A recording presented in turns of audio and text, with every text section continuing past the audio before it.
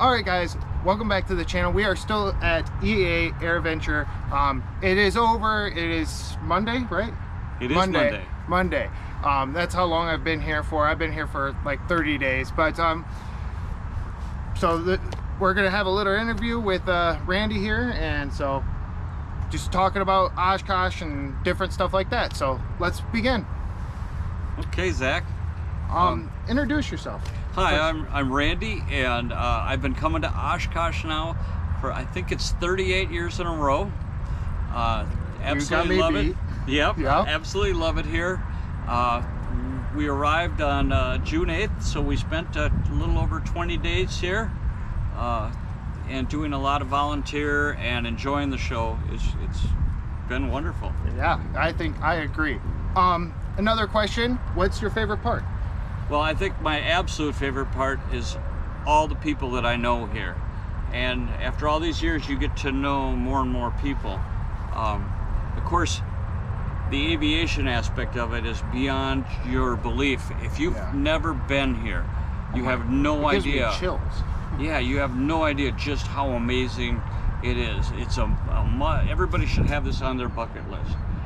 You will see aircraft that you'll see nowhere else in the world.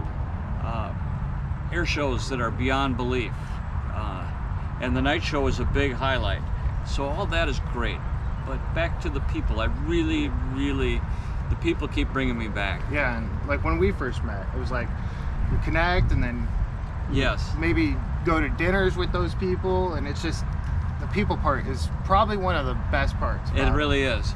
Now, I met Zack a number of years ago volunteering, because that's a big part of what we do when we're here is we volunteer. And there's a lot of things to do, anything from helping with merchandise to construction projects to helping with armbands. There are just a numerous amount of things you can do, and you get to meet even more people from around the country, maybe even around the world. Yes, I agree. And let's see. Also, since I've met Zack, I've gotten to know his family, and there's some of the people we look totally forward to seeing at Oshkosh, and they've become very good friends, and we really love them. I agree. All right, another question. Great experiences at Oshkosh. Well, I've had so many wonderful experiences here. Back in the 90s, I won a membership drive thing they had, where I got an autographed picture from the president of EAA at the time and Chuck Yeager. I was introduced to Chuck Yeager, got a chance to talk to him one-on-one. I got a personalized tour of the Concorde when it was here. Awesome. EAA put me up in all their aircraft. They treat people really well. Another great experience was camping out here in Camp Shoulder, which is behind us. Yeah. There's a couple left over there. Yeah, it's pretty empty compared to what it was. Yeah. But camping out here, we used to camp by chance. We camped next door to Amelia Earhart's family, and we camped with them for about 5 years, and got to be good friends with her family. One of my people that I camp with regularly, his son, got to spend a half an hour walking around talking P-51s with Harrison Ford. Yeah. And you just never know who you're going to bump into out here. You know, a big thing too is that coming out here, you get out of your shell more. You start, like, because I'm a antisocial person, I still like people and talking to them, but the more you're out here, the more you get out of your shell and start talking to people about airplanes, and it's so great. As I always say, expanding your comfort zone. Yes, I agree. All right, guys, another question. What's your least favorite part about Oshkosh? I know this is a tough one, but hey. It's tough only in the fact that it's the least favorite part. Saying goodbye to all the people and having to go home. Yes. Hate having to go home. My real life kind of goes away when I'm here, and I know I won't see a lot of the people that I really love. I won't see them again for about 11 months. Right.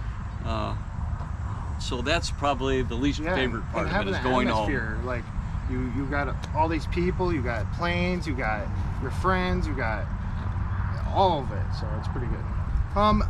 Another question.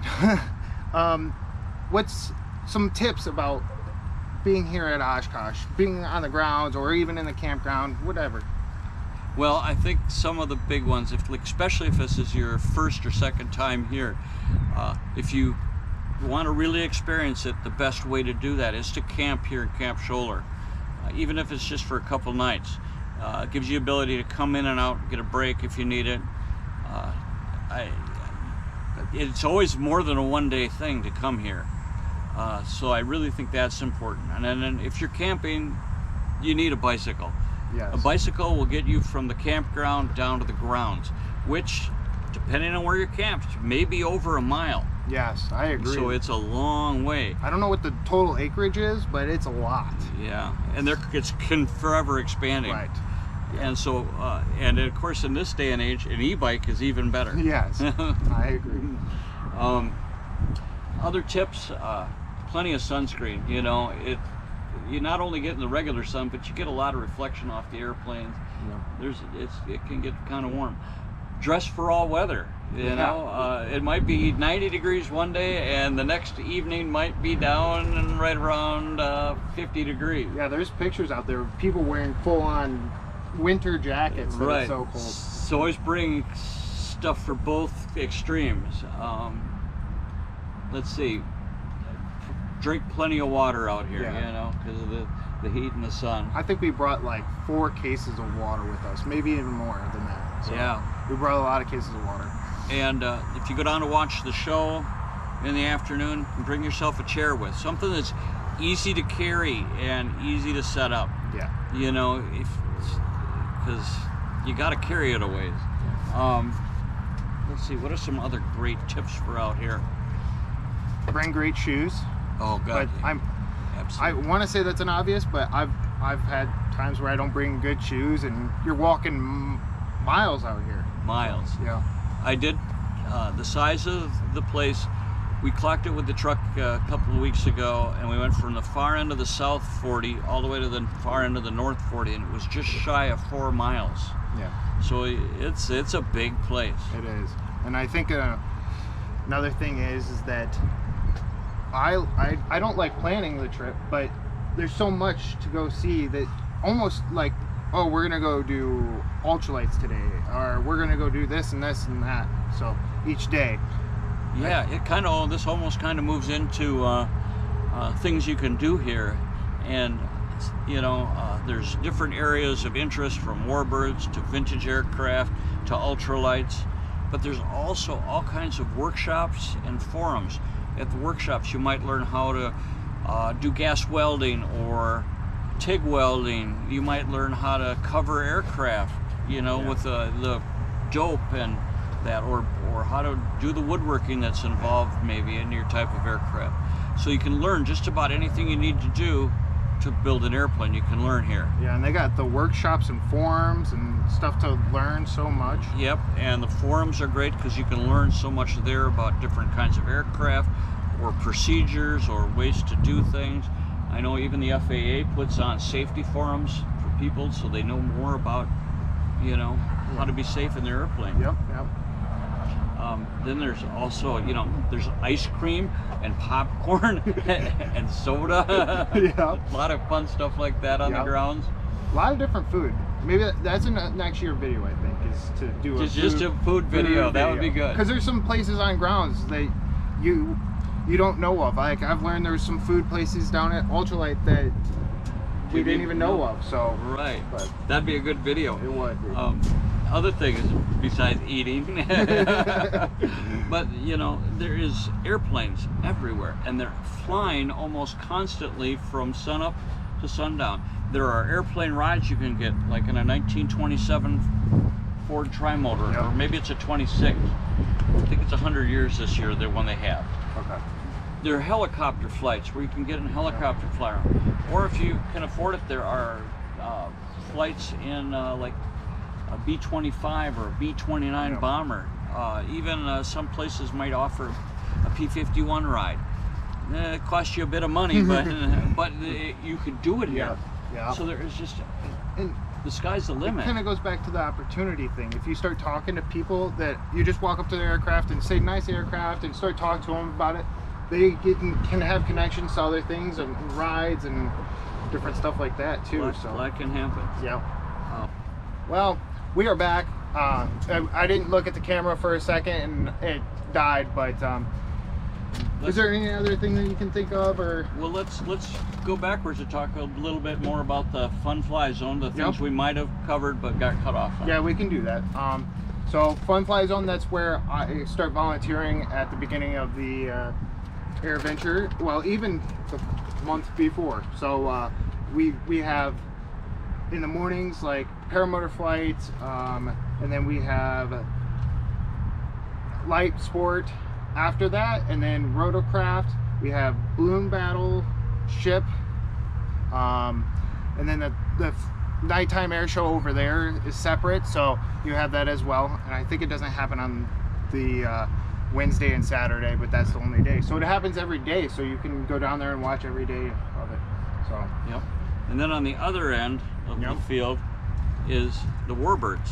And can we go back? Yeah. You go down a little bit, you get vintage. True. And then you'll see some truly classic airplanes and many amazingly beautiful aircraft. Yeah. Some really just graceful looking machines, and some really amazing paint jobs. Yeah. One that caught my eye in particular this year was one that was painted up for Pepsi-Cola, but it wasn't modern Pepsi-Cola. It was like 1930s Pepsi-Cola. That's awesome. It was really cool, white and with like blue lettering, just really cool. And then we can't forget about the free popcorn with your own donation. Yep. And I think they have lemonade there too, right? Yeah. Right there with that. And, yep. So, yeah, the vintage folks do a nice job. Yeah, they do. And then, of course, right after that is the Aerobatic Center. Yep. IAC. IAC, International Aerobatic Club. And there you'll see some of the aircraft that the top performers use. Yeah. They do. And right near there, of course, is the West Ramp, or otherwise known as the Boeing Plaza, where they put all the big planes, things like C-5 Galaxy, the C-17. They had a B-52 I think there. even the F-35 sometimes sits down there. Right, and pretty cool stuff. And so you see a lot of the big aircraft in there. And then you move farther down, you go through home built, and then you go down to the warbirds, which are a favorite of a lot of people. The past military aircraft, like everyone knows the P-51. It's very, very popular aircraft. There's plenty of those usually. F-4U Corsairs are there. The Wildcat or the Grumman Hellcat, those are usually there. And then a lot of the T6/SNJ trainer aircraft and the T-34s, things like that.